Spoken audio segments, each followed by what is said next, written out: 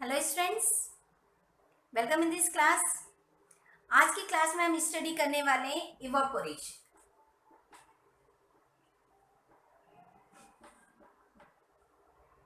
Evaporation that means एक liquid का अपने वेपर्स में कन्वर्ट होना। लिक्विड वेपर में कन्वर्ट हो सकता है यदि आप उसको हीट प्रोवाइड करते हो तो जल्दी हो जाएगा। बट आपने बहुत सारे एग्जांपल्स देखे होंगे जिसमें लिक्विड वेपर में कन्वर्ट होता है। फॉर एग्जांपल एक सिंपल सी बात करें, आप व्हीकल चलाते हैं, यदि बाय मिस्टेक आपके व्हीकल का जो पेट्रोल वाला टैंक है उसका ढक्कन ओपन रह जाता है, उसकी कैप ओपन रह जाती है, तो आप क्या देखेंगे, कुछ ही देर में उसका पेट्रोल पूरा डिस्ट्रॉय हो गया है, पूरा पेट्रोल उसका उड़ चुका है। पेट्रोल लिक्विड था, वो धीरे धीरे अपनी वेपर में कन्वर्ट होके गायब हो चुका है। इसी तरह से आप वाटर देखें, एक कंटेनर में आपने वाटर रखा है, काफी दिनों तक आपने यदि वाटर उसमें रखा हुआ, उसको डिस्टर्ब नहीं किया, कुछ दिनों के बाद देखेंगे कि जिस लेवल तक वाटर इनिशियल स्टेट में था उससे वाटर लेवल काफी कम हो चुका है। ये सारी चीजें क्या बताती हैं कि लिक्विड वेपर में कन्वर्ट हो सकता है विदाउट हीट किए। इसी चीज को एवोपरेशन बोला जाता है। दैट मीन जब एक लिक्विड अपने बॉइलिंग पॉइंट से कम टेम्परेचर पर ही, किसी भी टेम्परेचर पर अपने बॉइलिंग पॉइंट से पहले ही बॉइलिंग पॉइंट तक पहुंचाए बिना भी यदि वेपर में कन्वर्ट हो जाता है तो उसे एवोपरेशन बोला जाता है। एक चीज बॉइलिंग भी आती है, उसमें क्या होता है, यदि आप सब्सटेंस को हीट कर देते हो, जैसे एक वाटर लिया मैंने, वाटर को एक कंटेनर में लेके मैंने हीट करना स्टार्ट किया तो 100 डिग्री टेम्परेचर पर वो अपनी वेपर में कन्वर्ट होना स्टार्ट हो जाएगा। इसको आप बोलेंगे बॉइलिंग पॉइंट। लेकिन यदि वही वाटर मैंने एक कंटेनर में रखा रहने दिया, उसको हीट वीट प्रोवाइड नहीं किए और वो धीरे धीरे अपनी वेपर में कन्वर्ट हो रहा है, इसे बोला जाता है इवापोरेशन। यानी बॉइलिंग के लिए आपको उसको हीट प्रोवाइड करनी पड़ती है। एक हर लिक्विड का एक पर्टिकुलर बॉइलिंग पॉइंट होता है जिस पर वो लिक्विड वेपर में कन्वर्ट होता है।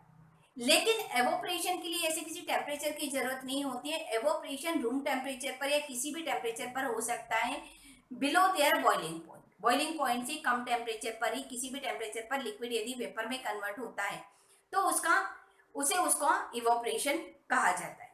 इवोपरेशन को अफेक्ट करने वाले बहुत सारे फैक्टर्स होते हैं।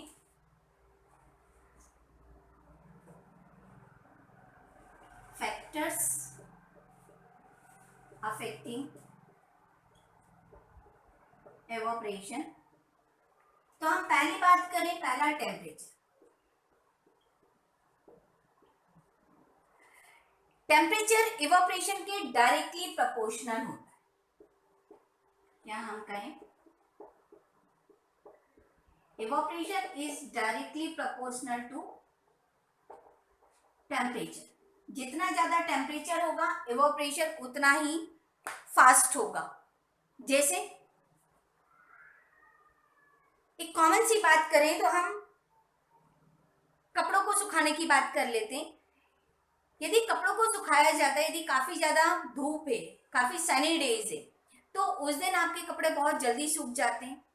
जबकि विंटर की बात करें या जिस दिन धूप नहीं है उस दिन की बात करें तो कपड़े उतनी जल्दी नहीं सूखेंगे। या कपड़ों को आप एक रूम के अंदर सुखाएं और एक आप धूप में सुखा दें तो आप काफी डिफरेंसेस देखेंगे कि जो धूप में सुखाए हैं वहां पर टेम्परेचर ज्यादा होने के कारण कपड़े जल्दी सूख जाते हैं, क्योंकि जो उसमें वाटर पार्टिकल्स हैं वो जल्दी एवोपरेट हो जाते हैं और कपड़े आपके जल्दी सूख जाएंगे। जबकि यदि आपने कपड़े घर के अंदर सुखाए हुए हैं तो वहां उतना ज्यादा टेम्परेचर नहीं मिलने के कारण रेट ऑफ एवोपरेशन स्लो हो जाएगी और कपड़े धीरे सूखेंगे। दैट मीन्स एवोपरेशन टेम्परेचर के डायरेक्टली प्रोपोर्शनल होता है। दूसरी बात करें हम सरफेस एरिया। सरफेस एरिया, जितना ज्यादा सरफेस एरिया मिलेगा पार्टिकल्स उतने ही जल्दी एवोपरेट होंगे, क्योंकि एवोपरेशन एक सरफेस फिनोमिना होता है। अपर सरफेस से पार्टिकल पहले एवोपरेट होना शुरू होते हैं, फिर नीचे की सरफेस के जाते हैं। तो एवोपरेशन सरफेस फिनोमिना है, तो जितना बड़ा सरफेस एरिया मिलेगा उतनी ही रेट ऑफ एवोपरेशन फास्ट हो जाएगी। यानी हम कह सकते हैं कि evaporation directly proportional to the surface area. Example की बात करें, यदि हम टी या कॉफी कुछ पी रहे हैं, उसे हम कप या ग्लास की बजाय सॉसर से यदि लेते हैं तो सॉसर में जल्दी ठंडी हो जाती है। क्यों? क्योंकि सॉसर का एरिया ज़्यादा हो जाता है, अपर सरफेस पे पार्टिकल ज़्यादा हो जाएंगे और वो जल्दी ठंडा हो जाएगा और हम उसको जल्दी पी सकते हैं।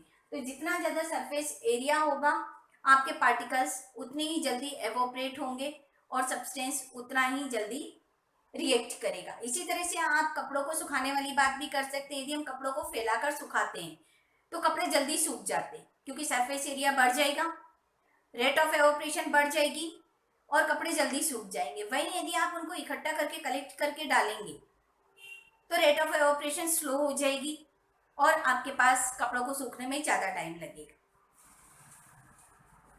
थर्ड हम बात करते हैं विंड स्पीड।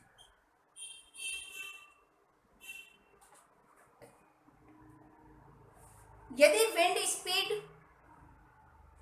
काफी ज्यादा है, विंड की स्पीड तेज है, तो रेट ऑफ एवोपरेशन भी बढ़ जाएगी क्योंकि जो पार्टिकल एवोपरेट हो रहा है विंड के साथ one place to other place move हो जाएगा और वो प्लेस वहां से खाली हो जाने के कारण अदर पार्टिकल एवोपरेट होकर उस प्लेस पर इजीली आ सकता है।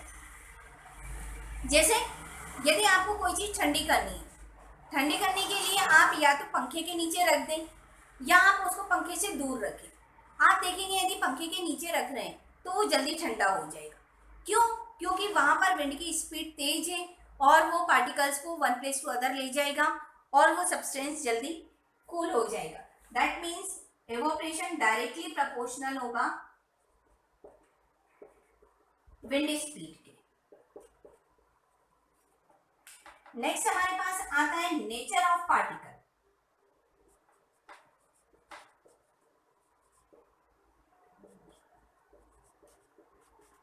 नेचर ऑफ पार्टिकल्स या नेचर ऑफ सब्सटेंस या नेचर ऑफ लिक्विड की बात कर लो तो क्या होगा, सारे लिक्विड सेम टेम्परेचर पर बॉईल नहीं होते, इसी तरह सबकी रेट ऑफ एवोपरेशन भी एक जैसी नहीं होती। जैसे हम कुछ एग्जांपल ले लें, आपने एक कंटेनर में लिया water, petrol, nail paint remover, इन सभी को आपने सेम साइज के कंटेनर में सेम क्वांटिटी में लेकर सेम प्लेस पर कुछ देर के लिए रख दिया।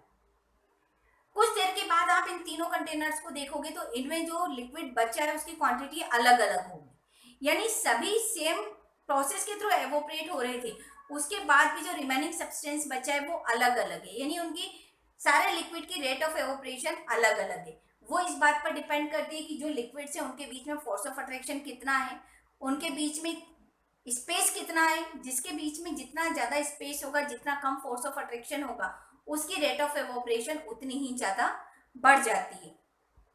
तो इस तरह से नेचर ऑफ पार्टिकल्स भी इस बात पर डिपेंड करते हैं कि एवोपरेशन कैसे होगा। सारे ही लिक्विड हैं लेकिन उसके बाद में उनके फोर्स ऑफ अट्रैक्शन और स्पेस ऑफ पार्टिकल के कारण उनकी रेट ऑफ एवोपरेशन अलग अलग हो जाती है। फिर लास्ट हम बात करते हैं ह्यूमिडिटी। ह्यूमिडिटी मीन्स क्या? Moisture present in the atmosphere और moisture present in the air. यदि एयर में ऑलरेडी मॉइस्चर प्रेजेंट है तो रेट ऑफ एवोपरेशन स्लो हो जाएगा क्योंकि उस एटमॉस्फेयर में ऑलरेडी काफी ज्यादा वेपर पार्टिकल्स प्रेजेंट हैं और जब लिक्विड के भी पार्टिकल वेपर में कन्वर्ट हो जाएंगे तो उनको वहां पर रहने के लिए स्पेस नहीं मिलेगा क्योंकि वो स्पेस पहले से ही वाटर पार्टिकल के थ्रू ऑक्यूपाई किया हुआ है। तो यदि ह्यूमिडिटी नहीं होगी या ह्यूमिडिटी कम होगी तो रेट ऑफ एवोपरेशन बढ़ जाएगी, वहीं यदि ह्यूमिडिटी होगी तो रेट ऑफ एवोपरेशन स्लो हो जाएगी। जैसे हम बात करें कपड़ों को सुखा रहे, यदि आप सनी डेज में सुखाते हैं तो कपड़े बहुत जल्दी सूख जाते हैं। उसी के कंपेयर में यदि आप विंटर में या रेनी सीजन में सुखाते हैं तो आप देखते हैं कि कपड़ों को सूखने में काफी टाइम लगता है क्योंकि एटमॉस्फेयर में ऑलरेडी उतना ज्यादा मॉइस्चर प्रेजेंट है, एटमॉस्फेयर पहले से इतना ज्यादा ह्यूमिड हो रहा है, इसलिए वो पार्टिकल्स को वेपर में कन्वर्ट होने के लिए स्पेस नहीं मिल रहा और रेट ऑफ एवोपरेशन स्लो हो जाती है। तो ये हमारे पास फैक्टर्स हैं जो हमारे एवोपरेशन की रेट को अफेक्ट करते हैं कि कैसे आप रेट ऑफ एवोपरेशन को कम या ज़्यादा कर सकते हो। इन फैक्टर्स के थ्रू हम कर सकते हैं। आइए अब हम कुछ एग्जांपल्स की बात करते हैं जो एवोपरेशन पर बेस्ड है। एक एग्जांपल देखते हैं। गर्मी के दिनों में मोस्टली क्या होता है, शाम के टाइम घर के सामने पानी का स्प्रिंकल किया जाता है, पानी डाला जाता है। उसका रीजन क्या होता है कि पानी डालने के बाद वहां पर ठंडक हो जाती है।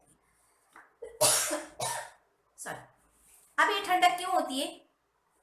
जब आपने अपने घर के सामने पानी स्प्रे किया, पानी डाला, तो वो वाटर पार्टिकल फ्लोर से हीट को एब्जॉर्ब करता है और वाटर वेपर में कन्वर्ट हो जाता है। यानी वाटर ने फ्लोर से, जमीन से वो हीट को एब्जॉर्ब कर लिया, और जब हीट एब्जॉर्ब कर ली तो वहां पर टेम्परेचर काफी कम हो जाएगा और वहां कूलनेस लगेगी।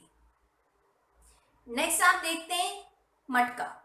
मटके का पानी ठंडा होता है एज कम्पेयर टू, आप यदि अदर कंटेनर जैसे स्टील के कंटेनर वगैरह में पानी रखते हैं उसके कंपेयर में मटके का पानी ठंडा होता है, वो भी एवोपरेशन पर बेस्ड है।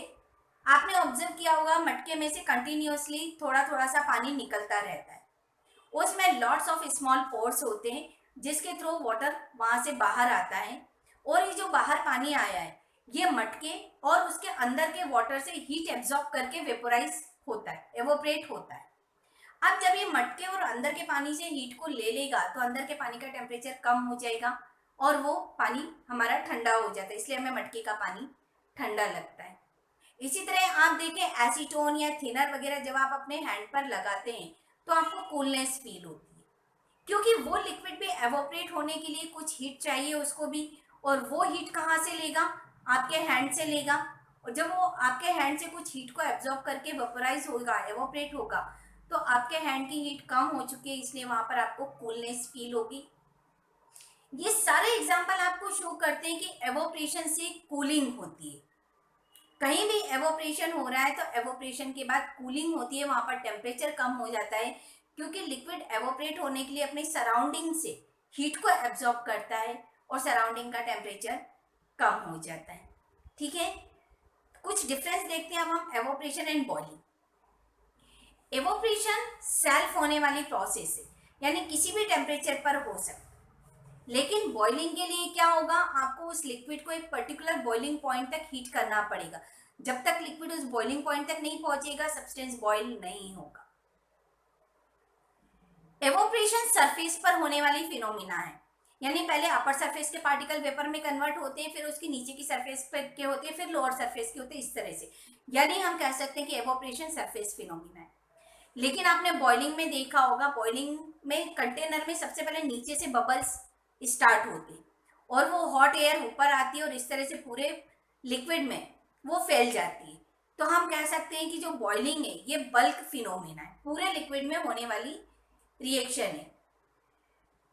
नेक्स्ट देखते हैं एवोपरेशन से कूलिंग होती है। एवोपरेशन से कभी भी हॉटनेस नहीं लगता, एवोपरेशन किसी भी लिक्विड पर किया जाए एवोपरेशन से हमेशा कूलिंग लगती है, जबकि बॉइलिंग में हमेशा हॉटनेस लगती है। किसी भी बॉइल सब्सटेंस को आप हैंड लगाओगे, अपना हाथ लगाओगे तो आप देखोगे आपको वहां पर गर्म लग रहा है, बॉइलिंग से हमेशा हॉटनेस होती है। एवोपरेशन एक स्लो प्रोसेस है, क्योंकि ये अपने आप होने वाली प्रोसेस है, तो एवोपरेशन स्लो प्रोसेस होती है। जैसे आप देखते हो कि वाटर बहुत ही स्लोली वेपर में कन्वर्ट होता है, एवोपरेट होगा, लेकिन यदि वाटर को बॉईल कर दिया जाए तो ये बहुत ही फास्टली हो जाएगा। That means evaporation slow process होती है और बॉइलिंग काफी फास्ट प्रोसेस होती है।